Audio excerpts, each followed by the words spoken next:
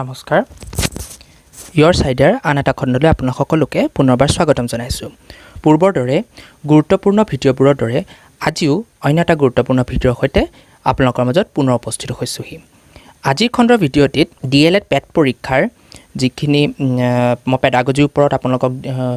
কিছুমান সম্যক জ্ঞান দিবলৈ চেষ্টা কৰিছিলোঁ এতিয়া মই ডিএলএড পেট পৰীক্ষাৰে ওপৰত ভিত্তি কৰি পেলাই গণিতৰ কিছুমান সৰু সৰু যিবোৰ আহে প্ৰশ্ন সাধাৰণতে আহি থকা দেখা যায় সেই ধৰণৰ প্ৰশ্নবোৰৰ ওপৰত আপোনালোকক আজি মই আলোকপাত কৰাম গতিকে আহকচোন পলম নকৰি ভিডিঅ'টো আৰম্ভ কৰোঁ যদিহে এতিয়ালৈকে মোৰ চেনেলটো আপোনালোকে ছাবস্ক্ৰাইব কৰা নাই তেন্তে সোনকালে ছাবস্ক্ৰাইব কৰি ল'ব যদি আজি ভিডিঅ'টো চাই ভাল পায় তেন্তে লাইক শ্বেয়াৰ কৰিবলৈ নাপাহৰিব গতিকে আহক আজি খণ্ডৰ প্ৰথমটি প্ৰশ্ন মান নিৰ্ণয় কৰক প্ৰথমটো প্ৰশ্ন দিছে মান নিৰ্ণয় কৰক এনেকুৱা ধৰণৰ প্ৰশ্নবোৰ আহে চাওক কি দি থোৱা আছে 7m + 19/2 = 13 এতিয়া প্ৰশ্ন হ'ল এইটো মই কেনেকৈ কৰিম ইয়াত উত্তৰকেইটা দি থৈছে 2/5 1/2 3/7 আৰু 3/4 এতিয়া 7m + 19/2 = 13 এইটো মই কেনেকৈ সমাধান কৰিম চাই লওক মই প্ৰথমতে লিখি ল'লোঁ 7m + 19/2 = 13 এতিয়া মই কি কৰিম এই দুইত আমি প্ৰথমতে এইটো এটা ভগ্নাংশত আছে এই ভগ্নাংশত থকাটো মই ওপৰটো কি বুলি ক'ম লব বুলি ক'ম আৰু তলৰটোক মই হৰ বুলি ক'ম এতিয়া পোনপ্ৰথমে ইয়াতটো হৰ আছে 2 কিন্তু ইয়াতটো হৰ নাই গতিকে মই কি কৰিম এই 2 সংখ্যাটো প্ৰথম মই ইয়াৰ লগত পূৰণ কৰিম তাৰপাছত মই এইটো ইয়াৰ লগত পূৰণ কৰি 2টো একেবাৰে আঁতৰাই দিম অৰ্থাৎ 2টো ইয়াৰ লগত মই কি কৰি ল'ম পূৰণ কৰি ল'ম চাব কেনেকৈ কৰিম যেতিয়া ইয়াত সমান চিন দেখা যায় তেতিয়া আমি আগত কি চিন দিব লাগিব ইমপ্লাই চিন দিব লাগিব এই কাৰণ চিনটো আমি ইমপ্লাই চিন বুলি কওঁ ইমপ্লাই চিন মই দি ল'লোঁ ফাৰ্ষ্ট অফ অল এই 2টো মই 7ৰ লগত পূৰণ কৰি দিম অৰ্থাৎ মই কি কৰিলোঁ আমি ইয়াত জানো যে সদায় হৰটো সদায় ইয়াত কিমান থাকে এটা হৰ থাকে ঠিক একেদৰে ইয়াত হৰ সদায় 1 থাকে সেইটো আমি সদায় সকলোৱে জানোৱেই সেইটো আমি আগতেই পঢ়ি আহিছোঁ এতিয়া কি কৰিলোঁ এই 1ৰ লগত মই 2টো পূৰণ কৰি যেহেতু ইয়াত হৰ 2 আছে মই গতিকে মই একে বনাই ল'ব লাগিব একে বনাই লোৱাৰ কাৰণে মই কি কৰি ল'ম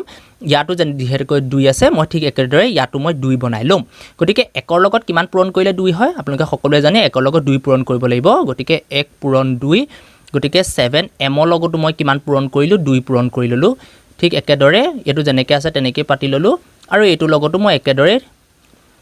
কি কৰি লৈছোঁ ইয়াৰ 1 আছে 1ৰ লগত 2 কৰিলোঁ তাৰপিছত 2 কৰিলোঁ ইয়াত যেহেতু 2 পাতিছোঁ তাৰ সেইকাৰণে মই ওপৰটো 2 পাতি লৈছোঁ এতিয়া নেক্সট ষ্টেপত চাব কি কৰিম এইটো 2 হৈ গ'ল এই 7ৰ লগত 2টো পূৰণ কৰিম যিহেতু এইটো পূৰণত থকা কাৰণে মই 7ৰ লগত 2টো পূৰণ কৰিব পাৰিছোঁ যদি ইয়াত যোগ চিনডাল থাকিলেহেঁতেন তেতিয়াও যোগ কৰিব পাৰিলোহেঁতেন কিন্তু সেইটো 7ৰ লগত m থকা কাৰণে মই কি কৰিলোঁ 7ৰ লগত 2টো পূৰণ কৰি লৈছোঁ এতিয়া চাব কি 7ৰ লগত 2 পূৰণ কৰিলে কিমান হ'ব 14m mটো কিন্তু থাকিবই দেই তাৰপিছত 19/2 = এইটো কিমান হ'ব তলত হ'ব 2 ওপৰত হ'ব 13 × 13 = 26 নেক্সট ষ্টেপত কি কৰিলোঁ এইটো 2 আছে এইটো 2 আছে গতিকে মই ইয়াৰ কিমান ল'ব পাৰোঁ একে থকাৰ কাৰণে মই এইটো কমন ল'ব পাৰোঁ কমন ল'লে ওপৰত থাকিলে কিমান 14m আৰু ওপৰত থাকিলে কিমান 19 আৰু এইটো হ'ব 26 আৰু এইটো হ'ল 2 এই দুইটোৱে মই কাটি দিলোঁ কাৰণ একে থকাৰ কাৰণে মই দুইফালে 2টো কাটি দিলোঁ এতিয়া নেক্সট ষ্টেপৰ ওপৰত কিমান থাকি গ'ল 14m + 19 = 26 এতিয়া ইয়াতহে m আছে ইয়াত m আছে জানো নাই নহয় গতিকে মই এইটো কি কৰিলোঁ এইটো চাইডে মই লৈ যাম চাব 14m এইটো ইয়াত আছে যোগ চিন গতিকে সমান চিনে ইটো চাইডে গ'লে এইটো হ'ব বিয়োগ অৰ্থাৎ 26 আছিলে এইটো 19 আছে 19ৰ পিছফালে এইটো কিমান হৈ যাব +19 আছিলে এইফালে গুচি যোৱাৰ লগে লগে -19 হৈ গুচি গ'ল নেক্সট ষ্টেপত এইটো ইমপ্লাই চিন থাকিবই এইটো হ'ব 14m তাৰপিছত 26ৰ পৰা যেতিয়া 19 যায় তেতিয়া কিমান হ'ব থাকিলে 7 তাৰপিছত এইটো m আছে এতিয়া মই কি কৰি দিম এই 14টো মই ইয়াৰ তললৈ গুচি গ'ল এতিয়া কি কৰিলোঁ mটো আছে এই 7 × 7 7 × 2 = 14 গতিকে ওপৰত থাকিলে 1 তলত থাকিলে 2 এতিয়া উত্তৰটো m ৰ মান আমাক কিমান ওলালে m ৰ মান ওলালে 1/2 অৰ্থাৎ আধা ওলালে হাফ গতিকে আমাৰ উত্তৰটো কিমান হ'ব গতিকে আমাৰ ইয়াৰ উত্তৰটো হ'ব কিমান 1/2 হাফ ধৰিব পাৰিলে ইয়াৰ উত্তৰটো হ'ল কিমান 1/2 হাফ এটা নেক্সটলৈ যাওঁ নেক্সটটো সেই একে দিছে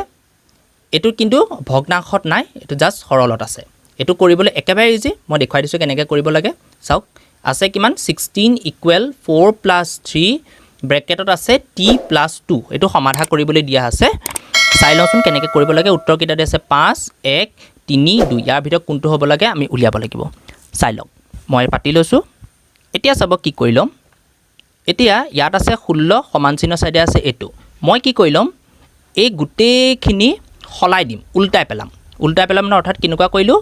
4 প্লাছ 3 t প্লাছ 2 ইকুৱেল 16 অৰ্থাৎ মই উল্টা কৰি পেলালোঁ এতিয়া কি কৰিম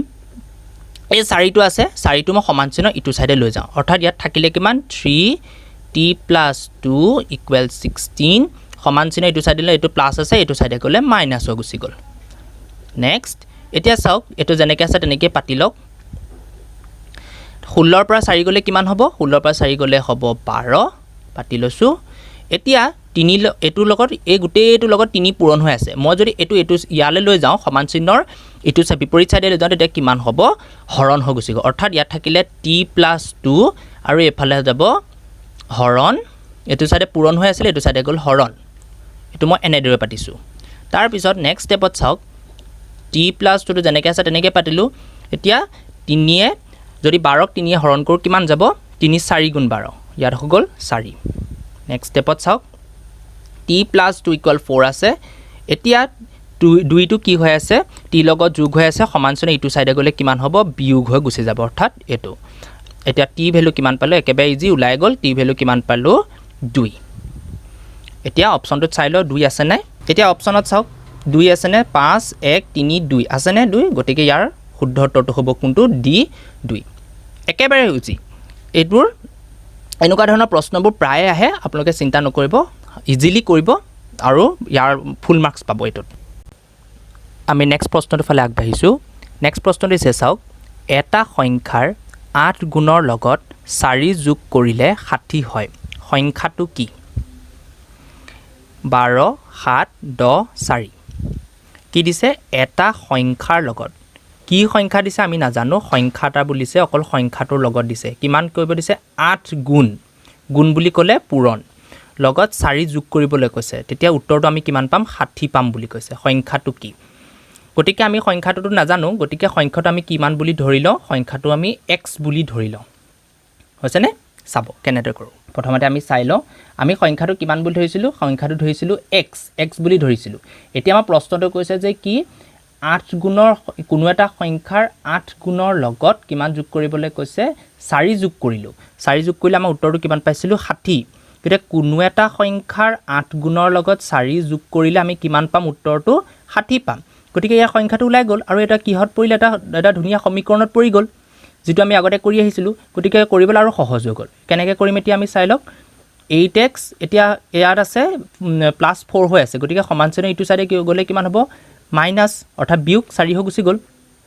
8x পাতিলোঁ যেনেকৈ আছে তেনেকৈ পাতিলোঁ গতিকে 60 লগত 4 বিয়োগ কৰিলে 60 পৰা যদি 4 বিয়োগ কৰোঁ 60 পৰা 4 বিয়োগ কৰিলে আমাক কিমান হ'ব 56 56 হৈ গ'ল গতিকে x 56ক যদি মই 8 হৰণ কৰোঁ কিমান হৈ গ'ল সমান চিহ্ন তললৈ সমান চিহ্ন পাতিম 56 কিমান হৈ গ'ল 8 7 গুণ 56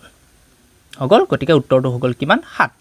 গতিকে আমি এইটো চাওঁ উত্তৰটো কিমান হৈছে গতিকে আমাৰ কিমান আছিলে উত্তৰটো 12 7 10 4 ইয়াৰ উত্তৰটো কিমান হ'ব গতিকে বি 7 দেখিলে একেবাৰে ইজি ইয়াৰ পিছৰ প্ৰশ্নটো চাওঁ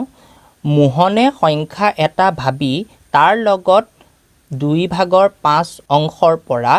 7 আঁতৰাই নিলে আৰু ফলাফলটো পালে 23 এতিয়া মোহনে ভবা সংখ্যাটো কিমান 20 50 12 23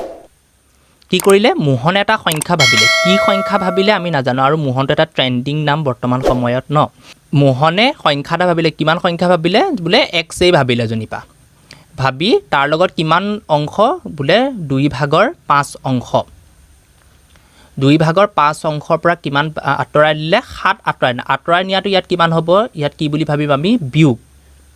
হ'ব পাৰিছে আৰু ফলাফলটো কিমান পালে 23 পালে এতিয়া তেওঁ ভাবা সংখ্যাটো কিমান অৰ্থাৎ ইয়াত কি কৈছে xৰ মানটো কিমান আমাক উলিয়াবলৈ কৈছে গতিকে এইকেইটাৰ ভিতৰত এই 4টাৰ ভিতৰত আমাক কোনটো হ'ব আমি উলিয়াব লাগে হল এটা চাই লওঁ কেনেকৈ কৰিম গতিকে প্ৰশ্নটো দিছে কিমান মোহন এটা সংখ্যা ভাবিলে সংখ্যাটো কি আমি নাজানো সংখ্যাটো মই ধৰিছিলোঁ x বুলি কিমান অংশৰ পৰা বোলে 2/5 পৰা 2/5 অংশৰ xৰ এটা সংখ্যা ভাবিলে তাৰ ইমান অংশৰ পৰা অৰ্থাৎ এই গোটেই অংশটোৰ পৰা কিমান আঁতৰাই নিলে 7 আঁতৰাই নিলে আৰু 7 আঁতৰাই নি কিমান পালে 23 পালে গতিকে আমাৰ সংখ্যাটো কিমান অৰ্থাৎ এই xৰ মানটো কিমান আমি উলিয়াব লাগে গতিকে এটো হে আগৰ নিচিনাই হৈ গল ধৰিব পাৰিলে এটা কি কৰিম এই মাইনাস আছে ইটো সাইডে লৈ যাও এই x টো মই এইটো ইয়ালে লৈ আহিছো চাওক এনেকৈ লিখিলো কোনো আপত্তি এনেকৈ লিখিলো আপত্তি নাই এনেকৈ লিখিলো কোনো আপত্তি নাই গতিকে 23 যোগ এটো কি হৈ গল 7 হৈ গল এটো সাইডে মাইনাস আছিল এটো সাইডে হৈ গল প্লাস এতিয়া চাও 2/5 টো জেনেকে আছে তেনেকৈ পাতিলো এটো x পাতিলো আৰু 23 ৰ লগত 7 যোগ কৰিলে কিমান হ'ব 30 ধৰিব পাৰিছে এতিয়া 2 টো ইয়াত আছে এই হৰটো মই যদি সমানচনে ইটো সাইডে লৈ যাও তেতিয়াটো পূৰণ হৈ গুছি গল অৰ্থাৎ এটো 5x তেনেকৈ আছে তেনেকৈ থাকিলে 30 ৰ লগত 2 পূৰণ হৈ গুছি গল হৈ গল এতিয়া 5x টো জেনেকৈ আছে তেনেকৈ পাতিলো 30 ৰ লগত 2 পূৰণ হলে কিমান হ'ব 60 এতিয়া x টো জেনেকৈ আছে তেনেকৈ পাতিলো এটো x টো ইয়াত 5 ৰ লগত পূৰণ হৈ আছে গতিকে এটো কৰিলে কিমান হৈ গল হৰণ হৈ গুছি যাব আৰু x ৰ ভ্যালু আমাৰ কিমান ওলাই যাব চাই লওক 60 আমি হৰণ কৰো হৰণ কৰিলে আমাৰ হৰণ ফলটো কিমান ওলাব 12 গতিকে আমাৰ উত্তৰটো ওলালে কিমান x ৰ ভ্যালু ওলালে কিমান 12 চাওচোন এটা উত্তৰটো আছে নে নাই গতিকে আমি x ৰ ভ্যালুটো পাইছিলো কিমান 12 পাইছিলো ইয়াত 12 আছে নে এইটো c আছে 12 গতিকে উত্তৰটো হ'ব কিমান c 12 যদি মোৰ ভিডিওটো চাই ভাল পাইছে তেন্তে লাইক আৰু শেয়াৰ কৰিবলৈ নাপাহৰিব আৰু এতিয়ালৈকে যদি মোৰ চেনেলটো যদি সাবস্ক্ৰাইব কৰি তোৱা নাই তেতে এতিয়াই সাবস্ক্ৰাইব কৰি লওক আমি নেক্সট কোৱেশ্চনটোলৈ যাওঁ x y আৰু z ৰ মান নিৰ্ণয় কৰিবলৈ কৈছে এতিয়া এটা চিত্ৰ আঁকি থোৱা আছে চিত্ৰটোৰ পৰা আমাক কি কৰিব দিছে x ৰ মান y মান আৰু z ৰ মান আমাক নিৰ্ণয় কৰিব দিছে আৰু ইয়াৰ কিছুমান অপচনো দি থৈছে যেনে x ৰ ভ্যালু কিমান আছে 120 ডিগ্ৰী y টো হৈছে 50 ডিগ্ৰী या ডিগ্ৰীটো থাকি গৈছে z টো হৈছে 10 ডিগ্ৰী তেনেকৈ 155 125 125 100 degree 100 degree 160 degree 180 degree 60 degree আৰু 60 ডিগ্ৰী এতিয়া আমি x y value x y আৰু z ৰ মান আমি উলিয়াব লাগিব এইখিনিতে এটা চাওক এটা একেবাৰে উলাই আছে এটো কৰিবলগীয়া কোনো প্ৰশ্নই নাই যদি এইটো সাইডে আছে 55 এটো এটা কি দেখিছে এই কোণটো এটো আমি কি বুলি ক'ব পাৰি এটা ইয়াত কেটা কোণ সৃষ্টি হৈছে ইয়াত চাৰিটা কোণৰ সৃষ্টি হৈছে এটো এটা কোণ এটো এটা কোণ এটো এটা কোণ আৰু এটো এটা কোণ যদি দুটা ৰেখাখণ্ড বা ৰেখাই কটাকটি পৰস্পৰ যদি কটাকটি কৰে কটাকটি কৰিলে যিটো অংশৰ সৃষ্টি হয় হেতুক আমি কি বুলি কম কোণ বুলি কম হৈছে ধৰিব পাইছে গিটা আগতে পঢ়ি অহা মই জাস্ট ৰিকল কৰি দিছো বস্তুখিনি এতিয়া কি হ'ল এতিয়া ইয়াত যিটো 55 আছে হেতু হ'ল x ৰ মান ধৰিব পাৰিছে এই কোণটোক কম আমি বিপ্ৰতীপ কোণ বুলি কওঁ অৰ্থাৎ যিটো উল্টা যিটো কোণ হয় হেতুক আমি বিপ্ৰতীপ কোণ অৰ্থাৎ এটো যদি 55 আছে তাৰ মানটো কিমান হৈ যাব x ৰ মানটো হে একে হৈ যায় ধৰিব পাৰিছে গতিকে এই 55 আছে গতিকে x ৰ মান কিমান হৈ যাব 55 ইয়াত আমাৰ উত্তৰ কবা 55 আছে নেকি চাওক এই b টো আছে আমাৰ 55 গতিকে একো চাবই নালাগে আপোনালোকে ৰাইট চিন মাৰি দিলে হৈ গল b এতিয়া আমাৰ যদি এটা খুদৈন লাগিব এটা 55 হল বাকি কিটা হয় বা নহয় এটা খুদৈন লাগিব মই কৰি পেলাই দেখাই দিছো যদি এটো 55 হয় তেতিয়া 8 খিনিৰ পৰা এইখিনিলৈকে এই অংশটো কিমান হৈ যাব জানেনে হেতু হল 180 ডিগ্ৰী এটা সৰল কোণৰ মান ধৰিব পাৰিছে আছিল এনেদৰে হগল গতিকে মই ইয়াৰ পৰা ইয়ালৈকে যদি মই মাপটো চাও এই মাপটো সদায় কিমান হ'ব জানেনে সদায় হ'ব ইয়াৰ মানটো 180 ডিগ্ৰী গতিকে এটো 55 আছে গতিকে 55 ৰ লগত y যোগ কৰিলে আমি কিমান পাব লাগিব 180 পাব লাগিব তে মই চাওচোন 55 ৰ লগত যদি y যোগ কৰো তেতিয়া মই কিমান পাব লাগিব 180 অৰ্থাৎ y মানটো এফালে আছে গতিকে 180 ৰ পৰা যদি মই 55 বিয়োগ কৰি দিও 55 ডিগ্ৰী বিয়োগ কৰিলে কিমান হ'ব এফালে গল 5 এফালে গল 2 এফালে গল 1 গতিকে কিমান হলে 125 ওলালে নে যদি এটো মান যদি 125 ওলাই তেতিয়া তাৰ বিপৰীত কোনটো মান 125 নোলাব জানো বুজি পাইছেনে কাৰণ যেহেতু বিপৰীত কোণ গতিকে ইয়াৰ উত্তৰটো হ'ব কিমান এটো b 55 ডিগ্ৰী 125 ডিগ্ৰী 125 ডিগ্ৰী দেখিলেনে একেবাৰে ইজি অংক আপোনালোকে মনোযোগ দিলে অতি সহজে পাৰিব গতিকে এটো কাৰণেটো এটা লাইক হ'বই লাগে আমি নেক্সট কোৱেশ্চনটোলৈ যাওঁ নেক্সট কোৱেশ্চনটো চাওঁ নেক্সট কোৱেশ্চনটো কি দিছে হে একে দিছে x ৰ মান নিৰ্ণয় কৰিব লাগে কিন্তু এবাৰ এই আগৰ নিচিনাকে ৰেখাখণ্ড বা ৰেখাডাল দিয়া নাই এতিয়া কি দিছে এটা ত্ৰিভুজ দিছে আৰু ইয়া দিছে এতিয়া x ৰ মান আমি a মান তুলিয়াব লাগে অৰ্থাৎ abc এটা ত্ৰিভুজ দি থোৱা আছে তাৰ আমি x ৰ মান তুলিয়াব লাগে এটো 50 ডিগ্ৰী এটো হল 60 ডিগ্ৰী গতিকে ইয়াৰ x ৰ মান উলিয়াব লাগে আমি আপোনালোকে এটা কথা জনা উচিত যে কি হৈ গ'ল ত্ৰিভুজৰ তিনিটা কোণৰ মাপৰ সমষ্টি সদায় কিমান সেইটো জানিব লাগিব সদায় 180 ডিগ্ৰী ধৰিব পাৰিছে যে ত্ৰিভুজৰ তিনিটা কোণৰ মাপৰ সমষ্টি সদায় 180 ডিগ্ৰী হল এতিয়া কি হৈ গ'ল এটা কোণৰ মান দিয়া নাই অৰ্থাৎ এই তিনিটা কোণ যোগ কৰিলে আমি 180 ডিগ্ৰী পাবই লাগিব গতিকে ইয়াৰ ওলাই গ'ল গতিকে x a কোণটো কিমান দি থোৱা আছে x দি থোৱা আছে b টো কিমান দি থোৱা আছে 50 c টো কিমান দি থোৱা আছে 60 হৈ গ'ল গতিকে ইয়াৰ কৰিবলৈ ইয়াৰ উত্তৰটো কিমান ওলাব লাগিব 180 ওলাব লাগিব যদি তিনিটা যোগ কৰোঁ গতিকে আমাৰ দুটা মান দি থৈছে গতিকে এইটো মান নিশ্চয় ওলাবই গতিকে কি কৰি দিম 50 লগত 60 যোগ কৰি চাওঁ কিমান হ'ব 6 5 11 110 আৰু 180 টো মই ইয়াত পাতি ললো গতিকে x ৰ ভ্যালুটো কিমান হৈ যাব এতিয়া তেতিয়া হলে 110 ৰ পৰা যদি মই 180 বিয়োগ কৰি দিও কিমান ওলালে 70 গতিকে 70 আছে নে চাওক এইটো c 70 ধৰিব পাৰিছে তিনিটা কোণৰ মাপৰ সমষ্টি তেতিয়ালেটো কিমান ডিগ্ৰী হ'ব তিনিটা কোণৰ মাপৰ সমষ্টি হল 180 ডিগ্ৰী গতিকে দুটা কোণ আমাক যিহেতু দিয়ে থোৱা আছে গতিকে এটা কোণৰ মান উলিয়াবলৈ অতি সহজ কিমান হৈ গ'ল 70 ডিগ্ৰী ধৰিব পাৰিছে ঢোল 70 ডিগ্ৰী একেবাৰে ইজি আমি নেক্সট কোৱেশ্চনটো চাওঁ নেক্সট কোৱেশ্চনটো প্ৰায় একে ধৰণে দি থোৱা আছে চাই লওঁ কি দি থোৱা আছে x ৰ মান নিৰ্ণয় কৰক এটো এটা একে ত্ৰিভুজ এটাই দি থোৱা আছে ত্ৰিভুজটো অলপমান বেলেগ যেনিবা বহাই থোৱা আছে যেনিবা d কক্ষলে বহাই থোৱা আছে d হ'ব লাগিছিলে d কক্ষলে বহাই থোৱা আছে এতিয়া ইয়াৰো কি কৰিব লাগে হে x ৰ মানটোই নিৰ্ণয় কৰিব লাগে ইয়াত আমাৰ হে x ৰ ধৰণৰ মানটোই নিৰ্ণয় কৰিম প্ৰথমতে আছে 150 80 আৰু 120 অপচন কেইটা চাৰিটা দি থোৱা আছে এতিয়া চাওঁ ইয়াতো এটা কথা আমি মন কৰিব লাগিব যে কি ত্ৰিভুজৰ ভিতৰত থকা কাৰণে এই গুণকেইটাক আমি কি বুলি কম যদি ভিতৰত থাকে কোণকেইটাক আমি কম অন্তঃকোণ আৰু যদি বাহিৰত কোণবোৰ থাকে হেতুক আমি কি বুলি কম বহিকোণ এতিয়া ত্ৰিভুজৰ অন্তঃকোণৰ মাপৰ সমষ্টি ত্ৰিভুজৰ বহিকোণৰ মাপৰ সৈতে সদায় সমান হৈছে এতিয়া চাওক আমাৰ দুটা কোণৰ মান দি থোৱা আছে এই দুটা কোণৰ মাপৰ সমষ্টি সদায় এই বহিকোণটোৰ সৈতে সমান হ'ব অৰ্থাৎ আমাক অন্তঃকোণকেইটা মান কিমান দি থোৱা আছে 50 ডিগ্ৰী আৰু 50 ডিগ্ৰী আমাক অন্তঃকোণকেইটা মান দি থোৱা আছে এতিয়া ইয়াৰ যেটো মান পাম সেই মানটোৱে হ'ব অন্তঃকোণৰ মাপৰ সমষ্টি অৰ্থাৎ 50 গতিকে x ৰ মান আমাক কিমান ওলাই গুচি গ'ল 100 ডিগ্ৰীয়ে আমাৰ অন্তঃকোণৰ মাপৰ সমষ্টি আছিল 100 গতিকে বহিকোণৰ মাপৰ সমষ্টিটো হ'ব কিমান 100 এটো 8 আছে 100 বুজি পালেনে কি হৈ গ'ল ত্ৰিভুজৰ অন্তঃকোণৰ মান অন্তঃকোণকেইটাৰ যেটো মান আছে সেই মানটো বহিকোণৰ মানৰ সৈতে সদায় কি হ'ব সমান হ'ব এটো সদায় ত্ৰিভুজৰ ক্ষেত্ৰতে হয় যেটো অন্তঃকোণৰ মাপ থাকিব সেই অন্তঃকোণটোৰ মাপে এই বহিকোণটো আছে এই যেটো বহিকোণ থাকিব সেই বহিকোণৰ মাপৰ সৈতে সদায় সমান হ'ব ধৰিব পাৰিলে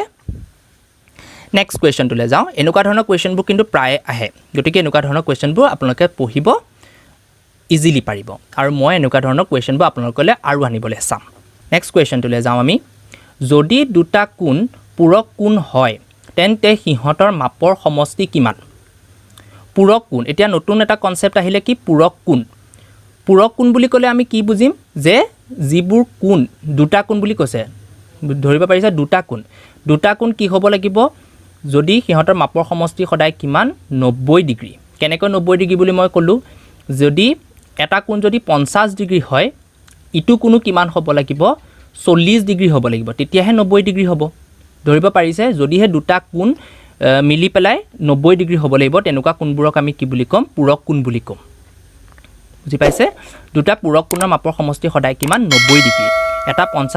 কোণ যদি 50 ডিগ্ৰী হয় আনটো কোণ যদি 40 ডিগ্ৰী হয় সেই কোণ দুটাক একেলগে মই কি বুলি কম পূৰক কোণ বুলি কম ধৰিব পাৰিলে দুটা কোণৰ মাপৰ সমষ্টি একে হ'ব লাগিব দুটা কোণৰ মিলাই পেলাই এটা কোণ হ'ব লাগিব অৰ্থাৎ পূৰক কোণ হ'ব নেক্সট কোৱেশ্চনটোলৈ যাওঁ 0.05 ক শতাংশত প্ৰকাশ কৰা শতাংশ মানে কিমান অৰ্থাৎ এটো পাৰ্চেন্টেজত প্ৰকাশ কৰিব লাগে 100% 50% 5% 10% এটো চাব কেনেকৈ একেবাৰে ইজি মই দেখুৱাই দিছো কেনেকৈ কৰিব লাগে আমাক দি থোৱা আছিল 0.05 এটোক আমি কলৈ লৈ যাব লাগিব শতাংশলৈ লৈ যাব লাগে এতিয়া চাব 0.05 আছে 0.05 টুক মই কি হৈছে এটো দশমিকত আছে নে এতিয়া মই দশমিকৰ পৰা মই কেনেকৈ ভগ্নাংশ লিনিম চাব 0.05 আছে এতিয়া কেটা আগত দশমিক আছে দুটা আগত দশমিক আছে গতিকে যদি মই ভগ্নাংশত প্ৰকাশ কৰো তেতিয়া কেনেকুৱা হ'ব চাব 5/100 অৰ্থাৎ 100 ভাগৰ 5 টোৱে হ'ব 0.05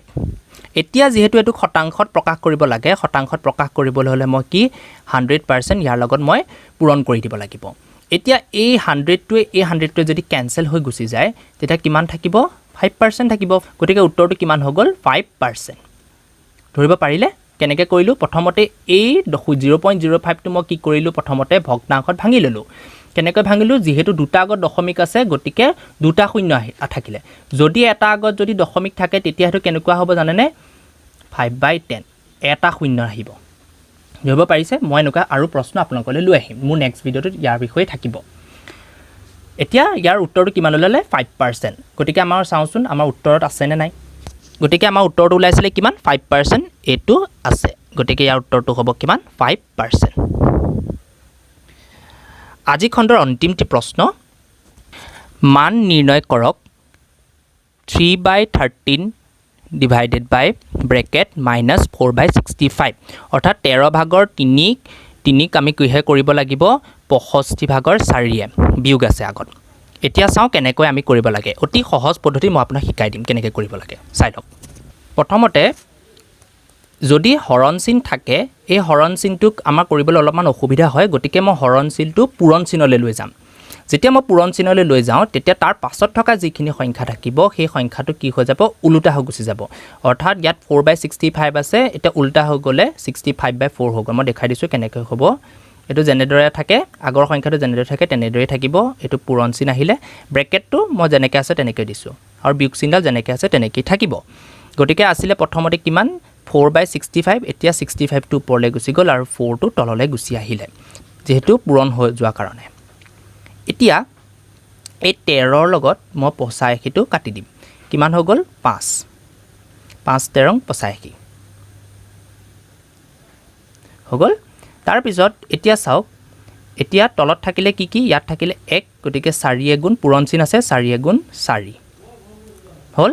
আৰু এই 3 লগত 5 টো পূৰণ কৰিলো কিমান হ'ব 5 3 গুণ 15 আৰু বিয়োগ চিনডাল যেনেকৈ আছে তেনেকৈ আগত পাতি দিয়ক গতিকে কিমান ওলালে উত্তৰটো